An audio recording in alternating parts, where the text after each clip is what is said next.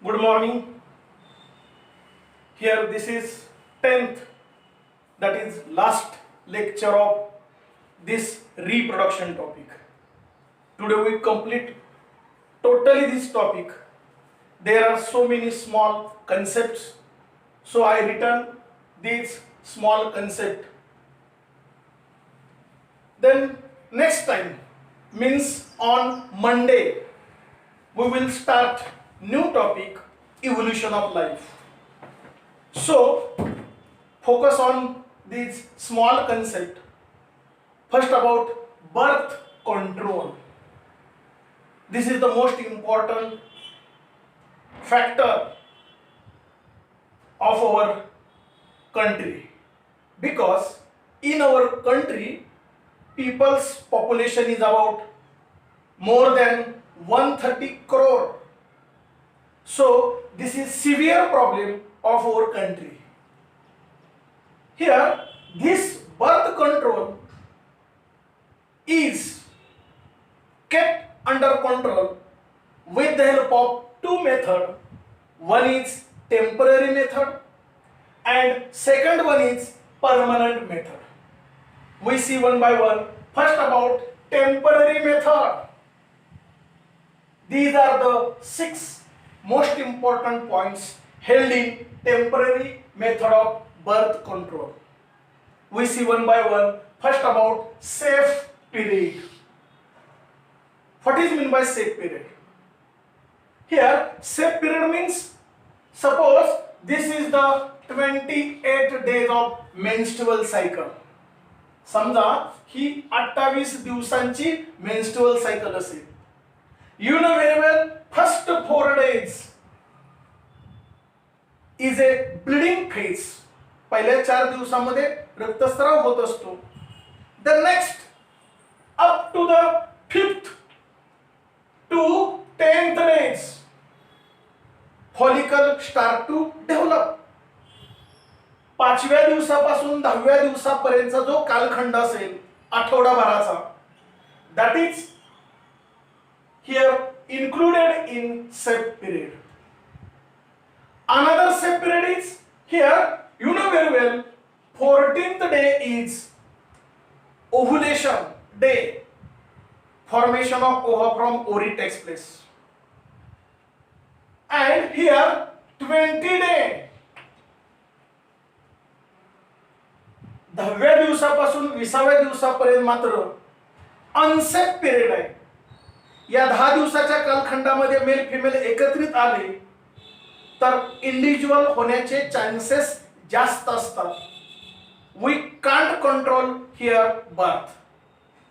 Then here 12 to 28 days, 20व्या दिवसापासून 28व्या दिवसापर्यंतचा जो 10 दिवसाचा कालखंड आहे, it also included in safe period. Meaning here 28 days of menstrual cycle consist 2 safe period. One is from 5th day to 10th day and second one is 20 to 28 day. In these 2 safe period, when male female unites, then there is no chance to produce individual. That is nothing but safe period. याला safe period असं म्हटलं जातं. The next concept, coitus interruptus. Coitus interruptus म्हणजे काय? When male female unites or mating takes place. जेव्हा mail फिमेलचं मिलन होतं, at that time here at the tip period of ejection of semen, ज्या क्षणाला सीमेन म्हणजे वीर्य रिलीज होणार असतं, at that exact time withdrawal of penis from vagina and eliminate that semen out of the female reproductive tract. थोडक्यात mating naturally होईल, पण सीमेन जेव्हा रिलीज होत असतं तेव्हा ते सीमेन फिमेल रिप्रोडक्टिव्ह ट्रॅक्ट मध्ये न सोडता ते पेनिस बाहेर काढून बाहेरच्या बाजूला सीमेन रिलीज करायचं, that concept is called as a coitus interruptus. Here, then third, lactational amenorrhea. याचा अर्थ काय होतो? Here, after delivery or childbirth, delivery किंवा चाइल्डबर्थ झाल्यानंतर lactation takes place. Mother feeds baby. It is essential process to development and growth of that child. Here this process up to the 1 year, एक वर्षापर्यंत ती आई आपल्या बाळाला आपल्या अंगावरती पाजत असते आणि जोपर्यंत मिल्क सिक्रेशन भरपूर होतं, जोपर्यंत त्या बाळाला अंगावरती पाजलं जातं, तोपर्यंत शक्यतो ओव्हरीपासून ओव्हा फारसा रिलीज होत नाही किंवा झालाच तर त्याला कमी चान्स असतो आणि म्हणून याला सुद्धा त्या तुलनेनं बऱ्यापैकी सेफ पिरियड असं मानलं जातं. म्हणजे या कालखंडात शक्यतो इंडिव्हिज्युअल होण्याची शक्यता कमी असते, पण असं होतच असं नाही.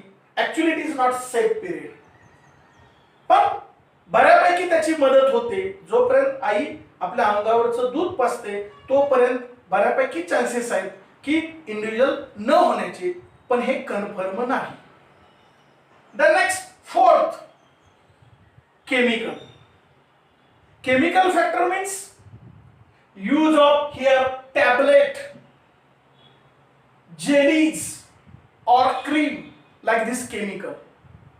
म्हणजे टॅबलेट असेल किंवा जेल असेल किंवा क्रीम असेल, असं केमिकल यूज करायचं ऍट द हियर व्हाजायनल ओपनिंग. जेव्हा मेल फिमेल एकत्रित येणार असतील त्यावेळेस व्हाजायनल ओपनिंगच्या ठिकाणी टॅबलेट ठेवली जाते किंवा जेली लावली जाते किंवा क्रीम लावलं जातं, फोम लावलं जातं. त्याच्यामुळं काय होतं? स्पर्म किल इमिजिएटली. स्पर्म लगेच मरण पावतात. ही सुद्धा एक मेथड आहे, chemical method. The next, mechanical method. Mechanical method means here use of condom. Condom means it is made up of very thin, अत्यंत पातळ रबरनी बनलेलं पातळ पडदा असतो. Tube like in which penis insert, की ज्याच्यामध्ये पेनिस घातलं जातं किंवा पेनिस वरती कॅप सारखं बसवलं जातं. That is nothing but condom. आणि कंडोममुळे नॅचरली जे काय असेल कॉप्युलेशन होईल, पण सिमेन मात्र कंडोम मध्येच डिस्चार्ज होईल, इलिमिनेट होईल. फिमेल रिप्रोडक्टिव्ह ट्रॅक्ट मध्ये इलिमिनेट होत नाही. आणि ही यूज ऑफ कंडोम ही जी मेथड आहे अत्यंत इफेक्टिव्ह आहे. यानं कोणत्याही प्रकारचा धोका नाही, ना कोणत्याही प्रकारचा डिसीज होत. नॅचरल पॉप्युलेशनचं फिलिंग पण बऱ्यापैकी होतं आणि सिमेन किंवा वीर्य फिमेल रिप्रोडक्टिव्ह ट्रॅक्ट मध्ये पडत नसल्यामुळं स्पर्म आणि ओव्हाचं फ्युजन होत नाही, फर्टिलायझेशन होत नाही. म्हणजे बर्थ कंट्रोलच्या दृष्टिकोनातून सर्वात मोस्टली यूज कोणतं डिव्हाइस असेल तर इथं mechanical device, that is nothing but condom. And diaphragm, cap like, पडदा असतो कॅप सारखं, used by female vaginal opening cervixच्या ठिकाणी एक पडदा डायफ्रॅम वापरला जातो. त्याचं सुद्धा सेम फंक्शन लाईक कंडोम. म्हणजे मेल कंडोम यूज करतात आणि फिमेल इथं कॅप यूज करतील. अशा पद्धतीनं हे मेकॅनिकल डिव्हाइस असेल. The next here another device like this copper T. Copper T means here like this, T सारखंच असेल, English letter T. But here हा जो वरचा आडवा जो भाग आहे तो उभा असा इंट्रोड्यूस करत असताना केला जातो. And with the help of injection it introduce into the female reproductive tract, that is nothing but uterus. Suppose this is the uterus, असं uterus असेल तर या पद्धतीनं uterus मध्ये copper T bye injection introduce केली जाते आणि इंट्रोड्यूस केल्यामुळं या ठिकाणी गर्भधारणा होण्याची शक्यता जवळजवळ नसतेच. ही सुद्धा एक चांगली मेथड आहे. म्हणजे तांबी वापरा, पाळणा लांबवा, ही जी म्हण आहे ती या पद्धतीनेच इथं वापरात आणली जाते. किंवा दोन मुलांच्या मधील अंतर ठेवण्यासाठी तांबी वापरा वगैरे वगैरे. That concept is copper T. The next pills. Pills म्हणजे गोळ्या. या ठिकाणी मालाडी असेल, चॉईस असेल किंवा सहेली असेल. सहेली ही जी गोळी आहे ही खरं तर गव्हर्नमेंटनं प्रोव्हाइड केलेली आहे किंवा सुचवलेली अशी सहेली नावाची गोळी आहे. शक्यतो गोळ्या खाल्ल्यानंतर काही ना काहीतरी बॉडीवरती साईड इफेक्ट होत असतात. त्यामुळं गोळ्या खाणे हा योग्य पर्याय नाही आणि म्हणून या ठिकाणी पिलचा शक्यतो उपयोग करू नये. त्यातून करायची वेळ आलीच तर आठवड्यातून एकदा सहेली की जी गव्हर्नमेंटनी सुचवलेली पिल्स आहे त्याचा उपयोग केला तरी चालू शकेल. परंतु शक्यतो औषध गोळ्यांचा वापर न करणं योग्य. यूज ऑफ कंडोम्स और कॅप्स ही सर्वात बेस्ट मेथड आहे आणि परवडणारी आहे आणि गव्हर्नमेंट हॉस्पिटल्स मध्ये तर त्या फ्री मध्ये मिळतं. अशा पद्धतीनं हे अत्यंत आयडियल आहे मेकॅनिकल यूज ऑफ कंडोम्स और diaphragm. These are the temporary methods. The next permanent method. Permanent method means vasectomy, tubectomy. ज्याला आपण शस्त्रक्रिया म्हणूया. यामध्ये व्हॅसेक्टोमी म्हणजे काय? पुरुष नसबंदी. पुरुष नसबंदी म्हणजे काय? Suppose this is the tasty and here this is the epidermis. And here this tube-like structure is called as a fossa differentia. Here cut this fossa differentia तो कट केला जातो. कट केल्यानंतर here not fix like this. इथे एक गाठ बांधली जाते, इथे एक गाठ बांधली जाते आणि मध्ये कट केला जातो. त्यामुळं टेस्टिस पासून जे स्पर्म प्रोड्यूस होतात ते असे पुढे वाहून नेले जात नाहीत. याला पुरुष नसबंदी किंवा व्हॅसेक्टोमी असं म्हटलं जातं. यानं पुरुषाच्या बॉडीवरती कोणताही इफेक्ट, नकारात्मक इफेक्ट होत नाही. पुरुषत्व कमी होत नाही. सेक्सचं फिलिंग जसं पूर्वी होतं तसंच होतं. कमजोरपणा येत नाही.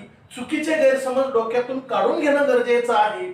या ठिकाणी पुरुष नसबंदी शक्यतो एक किंवा दोन चाइल्ड झाल्यानंतर करणं गरजेचं आहे.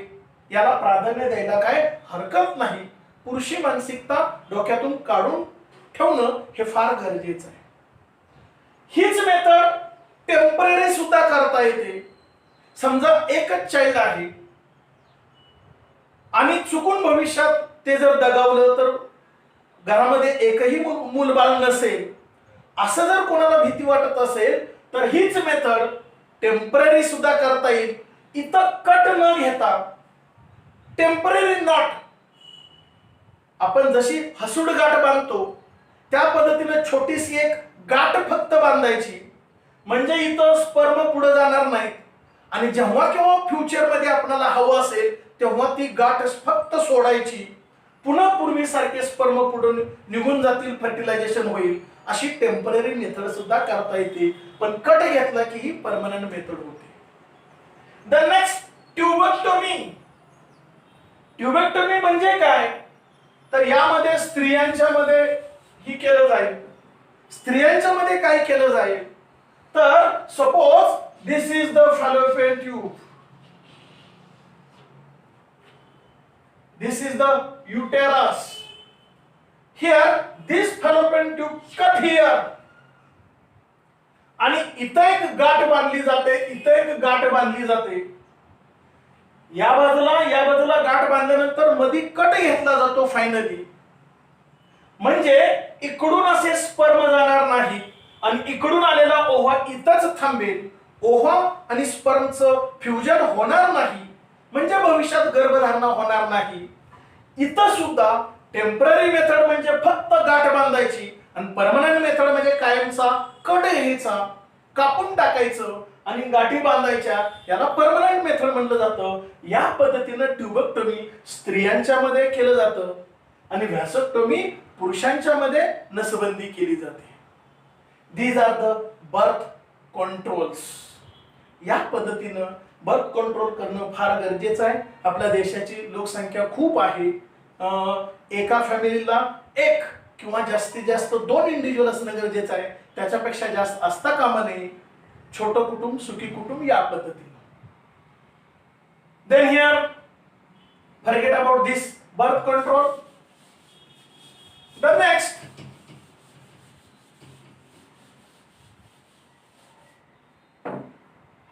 other small concept. It is not related to birth control. हे बर्थ कंट्रोलच्या रिलेटेड नाहीत, पण या टॉपिक मध्ये इन्क्लूड केलेले छोटे छोटे दुसरे अजून कन्सेप्ट आहेत. त्यामधला पहिला इनफर्टिलिटी. म्हणजे एखादा असं कपल असतं की त्यांना मुलबाळच होत नाही. That is nothing but person enable to reproduce its exact own copy.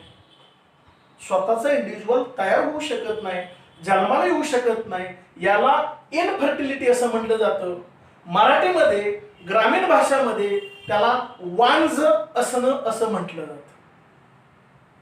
त्याला अनेक कारण आहेत. यामध्ये एखादा आजार असू शकतो. पुरुष असेल तर स्पर्मचं प्रोडक्शन कमी असेल, पेनीची लांबी रुंदी साईज बारीक असेल, फिमेल मध्ये ओव्हरीपासून ओव्हा रिलीज नसेल, मेन्स्ट्रुअल सायकल रेग्युलर नसेल, अशी खूप अनेक कारण आहेत. त्याच्यामुळे इथं इनफर्टिलिटी होते. The next, in vitro fertilisation, IVF. In vitro fertilisation. In vitro fertilisation म्हणजे काय? म्हणजे ज्या वेळेला एखादं कपल असतं, दोघं इंडिव्हिज्युअल हवं म्हणून सेफ पिरियड मध्ये सुद्धा एकत्रित येतात, पण इंडिव्हिज्युअल नॅचरली होत नाही. अशा वेळेस काय केलं जातं, तर त्या फिमेलचा ओव्हरीपासून ओव्हा जेव्हा रिलीज होतो तेव्हा तो कलेक्ट केला जातो. पुरुषांच्या पासून जे सीमेन कलेक्ट केलं जातं, त्यातले स्पर्म जे ऍक्टिव्ह स्पर्म आहेत ते ऍक्टिव्ह स्पर्म आणि ओव्हा एका टेस्ट ट्यूब मध्ये कंट्रोल अंडर कंडिशन लॅबोरेटरी मध्ये एका टेस्ट ट्यूब मध्ये ते स्पर्म आणि ओव्हा एकत्रित आणला जाईल, आर्टिफिशियली फ्युजन घडवून आणलं जाईल, and then here cleavage takes place.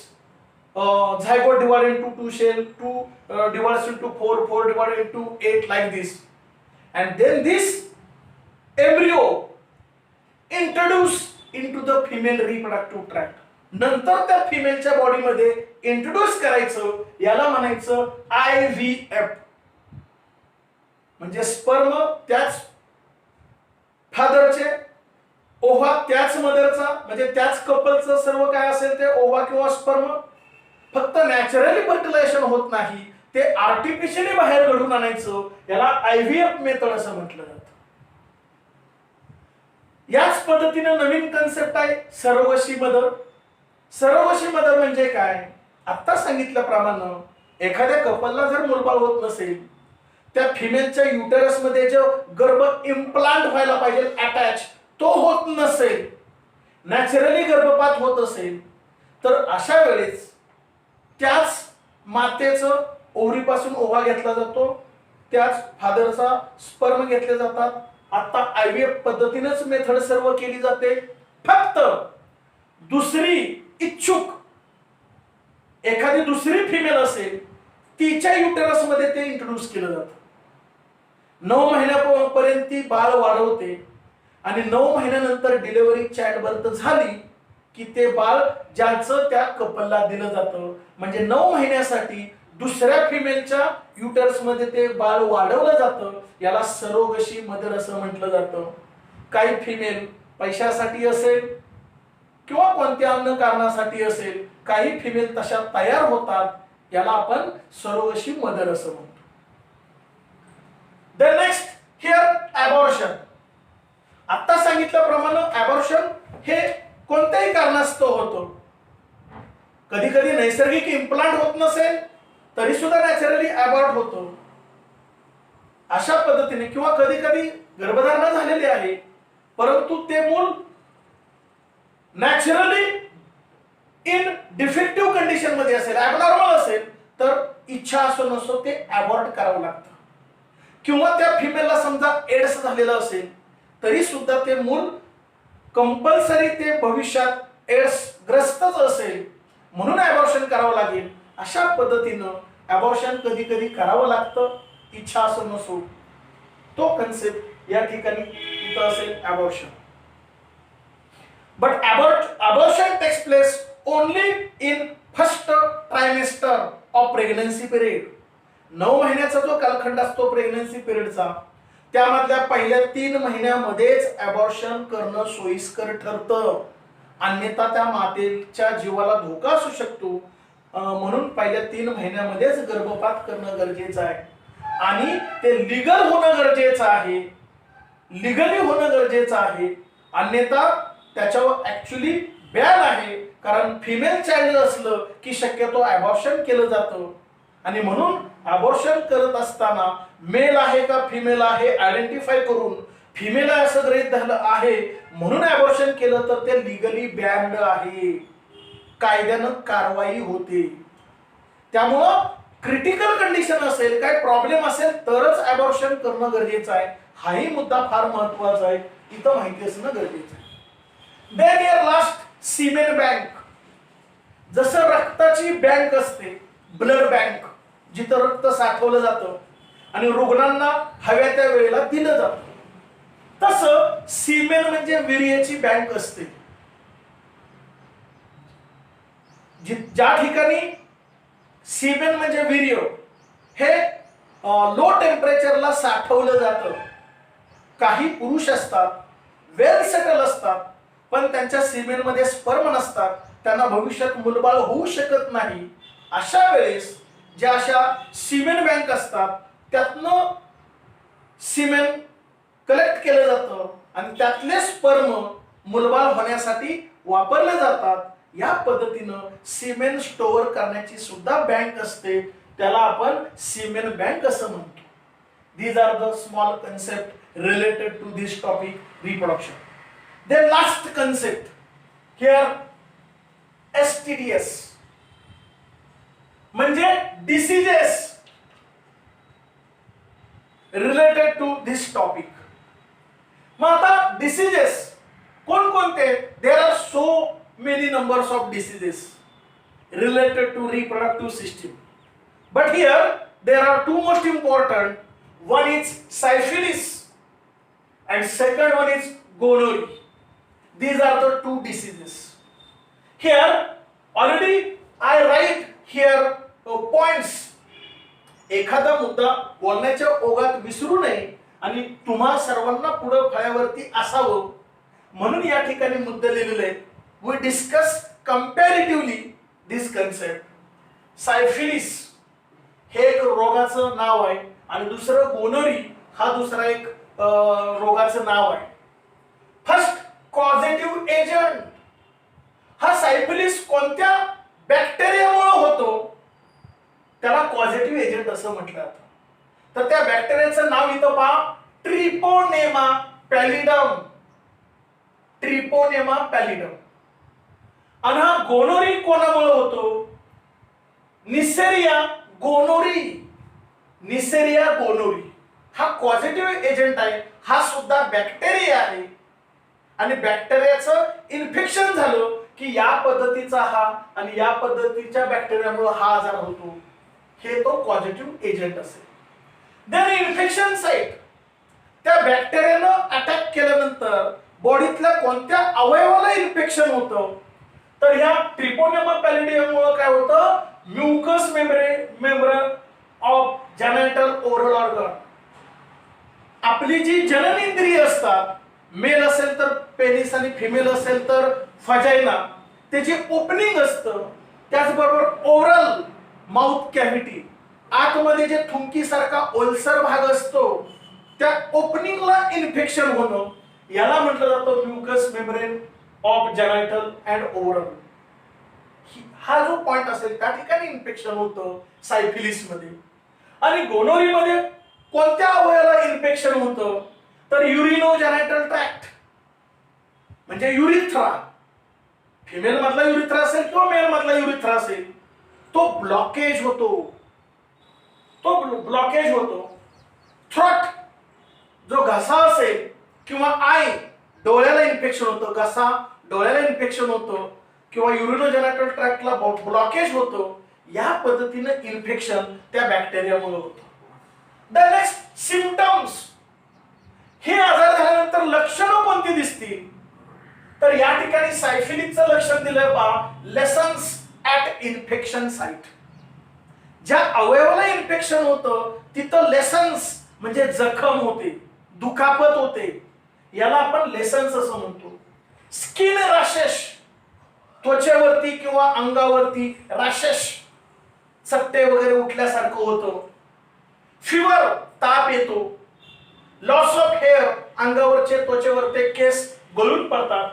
Inflammatory joints, या ठिकाणी सांधे जे आहेत त्या सांध्यामध्ये जरा थोडंसं सूज येते, दुखतं.